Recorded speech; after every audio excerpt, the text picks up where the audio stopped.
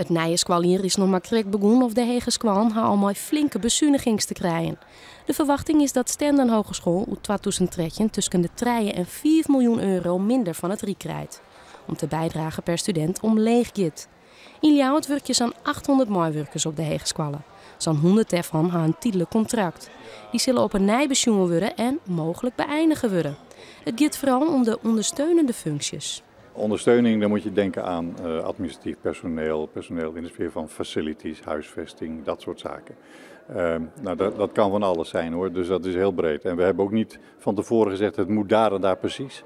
Maar we hebben wel gezegd, we gaan vanaf nu al kritisch kijken naar als er een tijdelijk contract vervalt, moeten we dan dat verlengen of niet? Nou, dan kunnen we dus nu besluiten om dat niet te verlengen.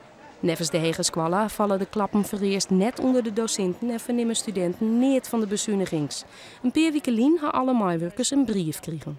Het is natuurlijk ook niet echt verwonderlijk dat in deze tijd, als het gaat over rijksbekostiging, dat er ook effecten bij het hoger onderwijs zijn. Zoals er in de hele samenleving effecten zijn. Dus ik denk niet dat mensen er heel erg van geschrokken zijn. Maar ze zijn natuurlijk wel benieuwd wat het gaat betekenen. De NHL in Ljouwert had maar dezelfde bezuinigings van het Riek te maken. Maar de leerling daar zei dat het hielendal net nodig is om in het personeel te snijden. Het is zo dat heeft iedereen in Nederland inmiddels wel gehoord, het woord langstudeerdersboete kennen. En dat betekent dat waar voorheen de overheid betaalde voor mensen die lang studeren, de overheid dat geld nu niet meer aan ons geeft. En daardoor dat de student die boete krijgt en wij krijgen nu dat geld via de student.